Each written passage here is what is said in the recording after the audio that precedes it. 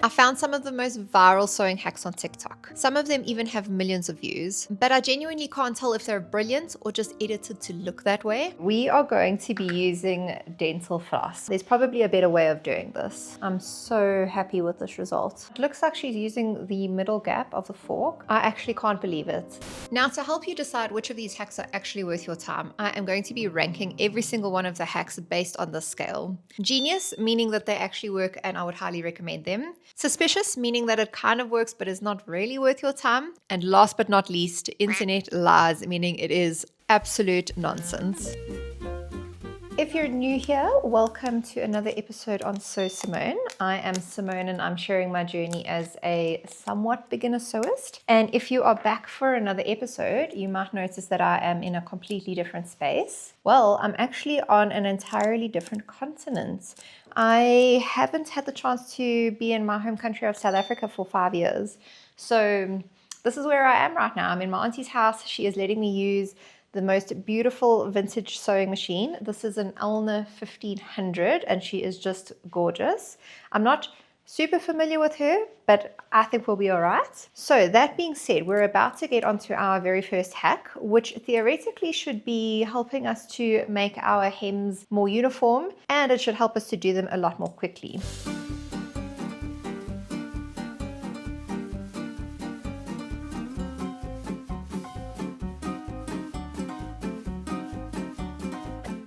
Okay, looks simple enough. So what we're doing is we've got a piece of cardboard and I've folded it over twice, and then I've got some tape on the back. So now what we're going to do is we're going to tape this to the machine. Okay, so now that we've got our cardboard secured, I'm going to open that up, pop our fabric in here, and then fold it over once, and then again. Okay, and I'm going to feed it through just a little bit. It seems to be pulling my cardboard. It seems like it's doing the job so far, but it seems to be pulling the cardboard. So I'm just going to be holding the cardboard down and trying to like simultaneously feed the fabric through.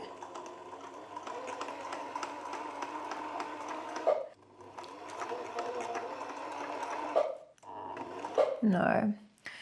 Okay, so the problem that I'm having here is that it is actually pulling the cardboard through with the fabric. So now my cardboard has been sewn into this, so that is not great.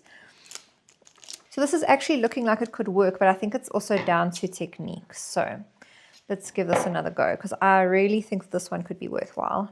I think the problem here is because the fabric is so tightly folded within the cardboard, the fabric can't very easily be fed through, and that's why it is actually pulling my cardboard under into the machine. So, I mean, I can see theoretically how this would work. So I've got my new cardboard secured to the machine. I've put the tape over the cardboard so that the cardboard shouldn't be moving, because that was the problem when I tried it just a minute ago. So let's see if this makes it a little bit more useful. Fabric in here, fold them over once, fold them over again. Okay, let's see.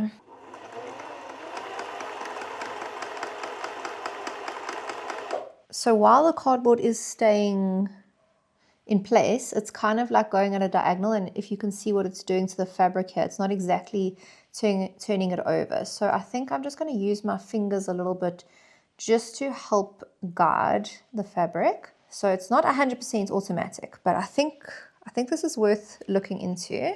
So this actually started off really well. I'm really happy with the first little bit of the hem, but as I continue to go, the cardboard actually kind of starts to go at a diagonal, which means that the fabric is not getting turned over once and then once again. It's kind of like going in funny. So I think that this hack might actually be worthwhile, but it's definitely not as straightforward as what that TikTok video makes it seem to be. So now, knowing everything that I know, this is my third and final attempt at hack number 1.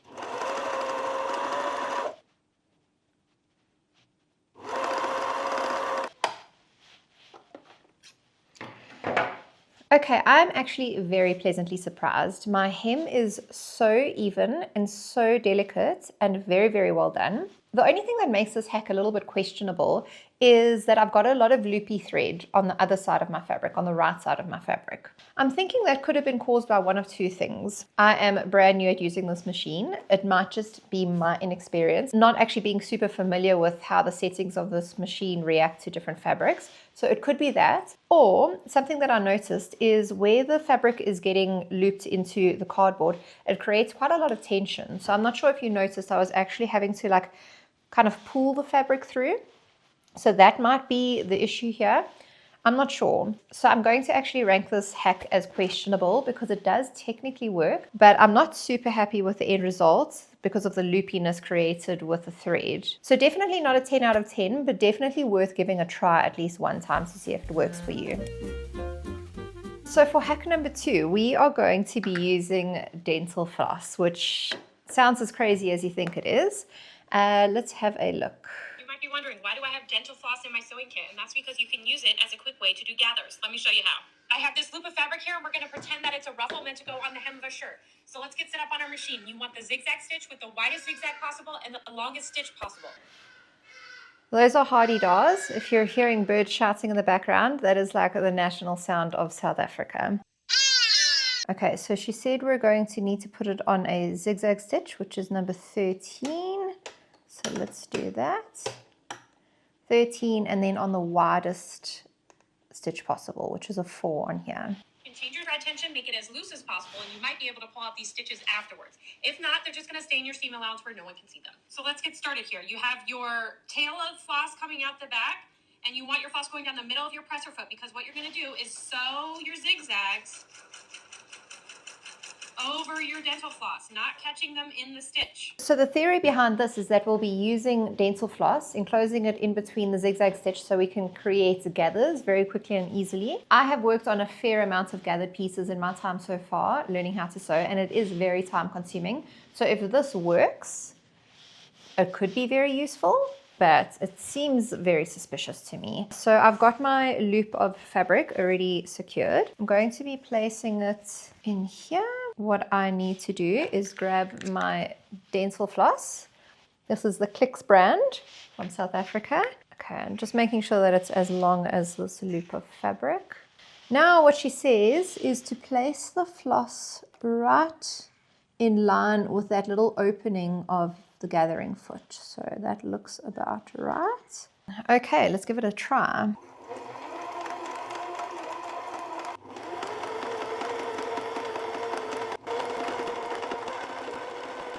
So it looks like I got my dental floss pretty much right in the center of my zigzag stitch. However, because I was concentrating so hard on keeping the dental floss right in the middle, my stitch went extremely skew. We start off really strong up here. In terms of neatness, we're not doing so well, but that is okay. I guess with practice, you would obviously get better at this. Now go ahead and pull both ends of your dental floss and create your gathers, because the dental floss should be moving freely inside the zigzags. Okay, so I've got my dental floss coming out of each end of the zigzag stitch, and theoretically, if I've done this right, I should just be able to pull on the dental floss to create my gathers, and it looks like it is working like a charm. Oh my gosh. I was very, very skeptical of this one, but it actually seems to be a life-changing sewing hack. You see how easily this ruffle is coming together?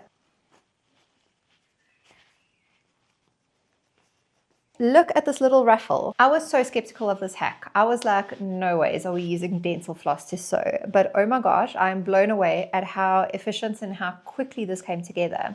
I've done so many ruffles on past projects, and sometimes because of the fabric that you're working with, the basting stitch, even if it is on the longest stitch, it takes so long to actually get those ruffles going, and it actually could be quite heavy on the hands. So this came together in about less than 5 minutes. Super, super effective. 10 out of 10. This is an absolute genius hack. Would highly recommend giving it a try yourself. I will certainly be using this in the future. It's very quick, very easy. This next hack actually involves us using a fork, which sounds crazy, but let me just have a quick look to see how she does it.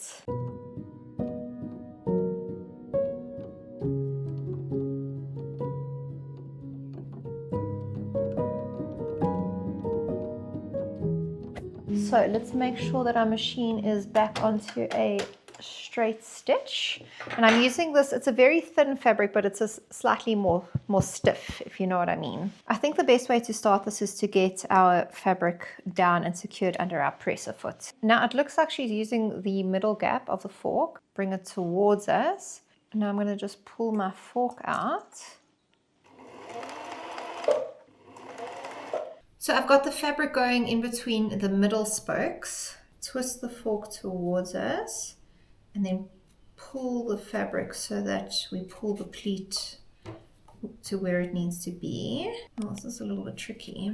I think this is one of those things that can work, but it definitely requires some practice to just get the feel for it. This is looking really, really good so far. I think I've got room for one more.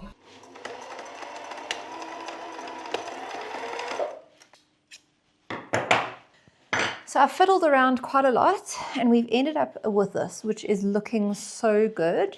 So I decided to get myself a bigger piece to just try it, yeah, to see what it would look like on like an actual skirt or something. So we go middle spoke, twist the fork towards me, pull the fabric until we can't get any closer. So we basically want the fork to go right up to the presser foot. Make sure everything is lined up.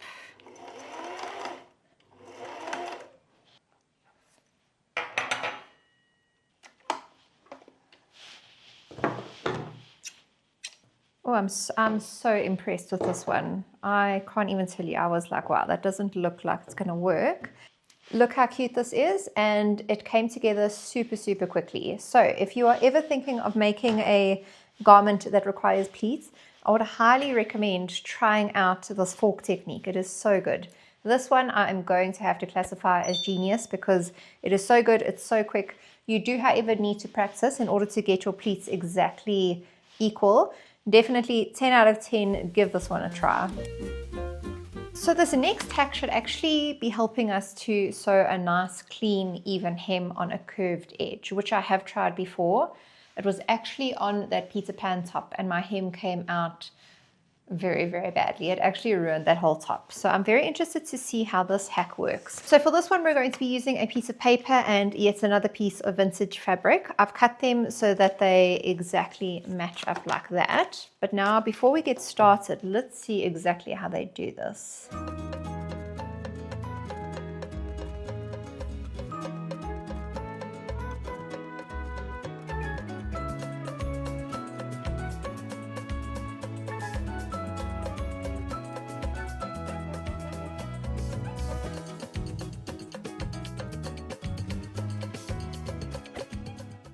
Okay, so it looks like it's a two-part thing where we are going to be sewing along this curved line over here, turning it inside out and then sewing again. So it looks like she actually starts with the paper facing towards her. So let's see.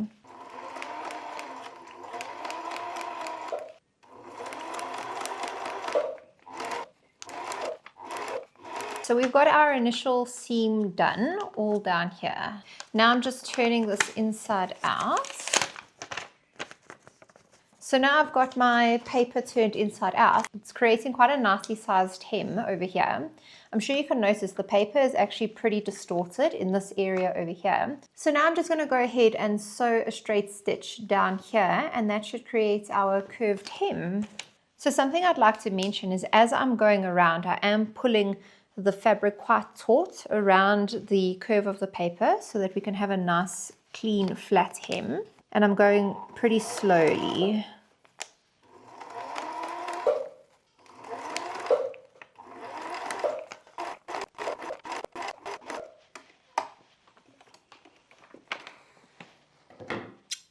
So this is what it's looking like. I'm sure you can see that it's actually quite distorted, but I think once we start ripping the paper off, it's going to be pretty clean.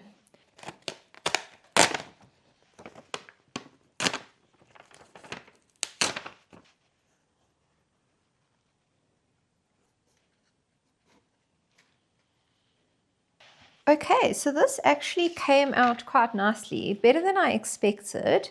It is quite clean, quite uniform the whole way around. However, something that I have noticed is when you start pulling the paper out, the first seam that we did, it's actually pulled that thread as well. It is kind of like peeking out the bottom of the hem. But I mean, you wouldn't really notice that unless you're very hectic about what the inside of your garments look like. And I guess you could technically seam rip that first seam that we did if you don't want to see this extra thread. I don't know if you can see, but the hem is a little bit more wavy than what we'd like. And I assume that is being caused by the extra weight from the paper inside the hem. Overall, I think I'm going to rank this hack as suspicious. It technically works, and it was a pretty quick way of doing a curved hem.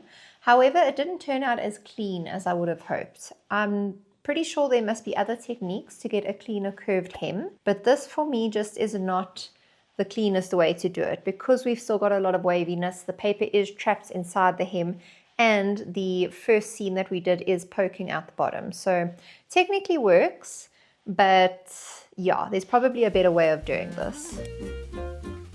So for our next hack, we're going to be learning how to make very thin spaghetti straps using a thin piece of fabric and a hair clip. If there's one thing I've struggled with is my straps. Even with a loop turner, I really struggle to get those very thin, dainty straps. So according to this hack, you can get those very nice, thin, dainty straps that we all love to see. So the first thing that I need to do is take my very thin piece of fabric, fold it over good sides facing good sides, and just sew the whole way along. Just going to do that real quickly.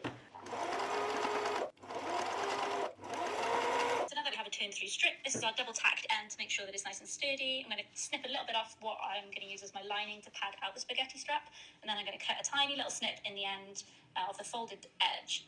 Then you can insert your hair clip into one side, and then the other grip goes into the little slit that you just made. So it looks like we're going to be keeping all of the excess fabric that's on the other side of the seam, just to, what she says, pad out the spaghetti strap.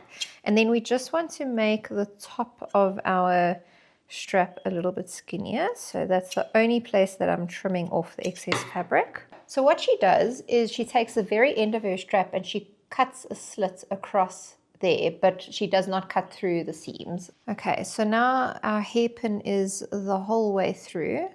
Now I'm slowly going to be pushing this through and hoping it will double over on this side. She does say to start slowly, so in my experience with sewing straps, it's the first little overlap, the first little fold over, that's the most difficult to get. But once you've got that, you're pretty much good to go. So if it works up here, we should be doing great.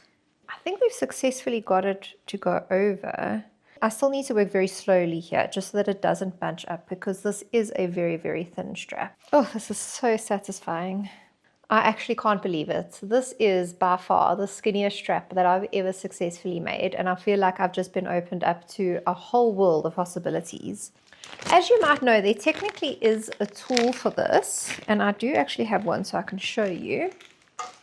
You do get what is called a loop turner. So it is a very thin metal rod, and then it has got this little hook at the top and then this little clasp that helps you to hold onto the fabric. However, I have tried to use my loop turner on straps that are not even as thin as this, and it's never come quite right. And I think the reason for that is because the hook is not actually grabbing onto enough fabric. So from my experience, I always end up ripping out the loop turner halfway through the strap because there's just too much pressure on just a very, very little bit of fabric. I am going to actually have to rank this hack as genius.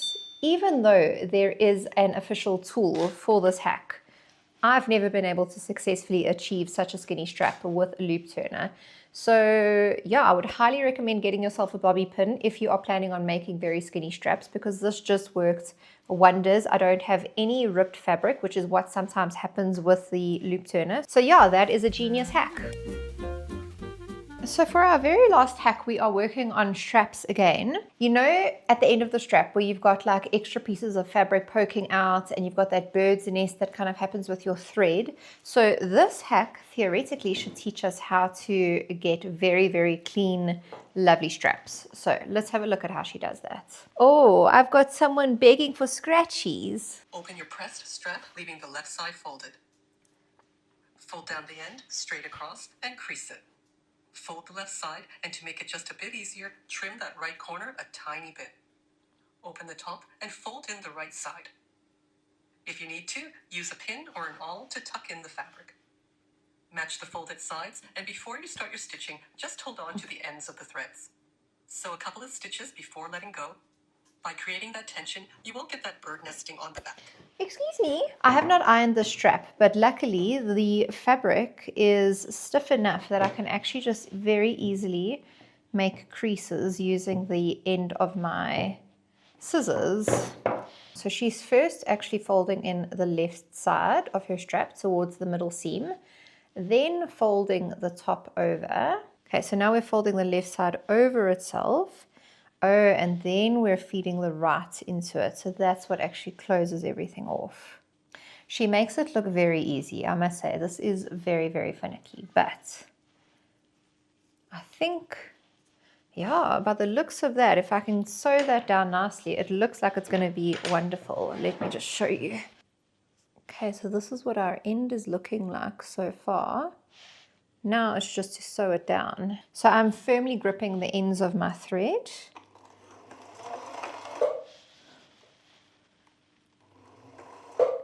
Okay, but it's not moving. Okay. Okay, cool. We've got movement.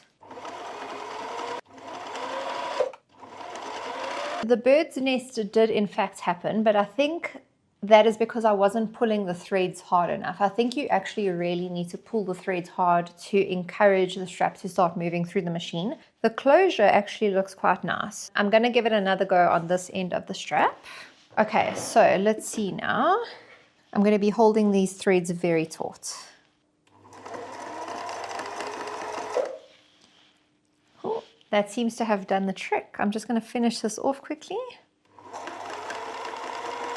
So this was my first attempt. As you can see, there are no visible raw edges. It's not super, super neat, but not bad. But if I turn it around like this, you can see a lot of birds nesting, and that's because I didn't actually pull this thread hard enough. So this was my second attempt. As you can see, we've got no visible raw edges, very clean, and there is absolutely zero birds nesting. I'm so happy with this result. So this one, I'm sure you guys can already guess, is going into the genius category because this is the cleanest ending to a strap that I've ever gotten. I am going to just have the most beautiful straps going forward. I'm so glad I learned about this.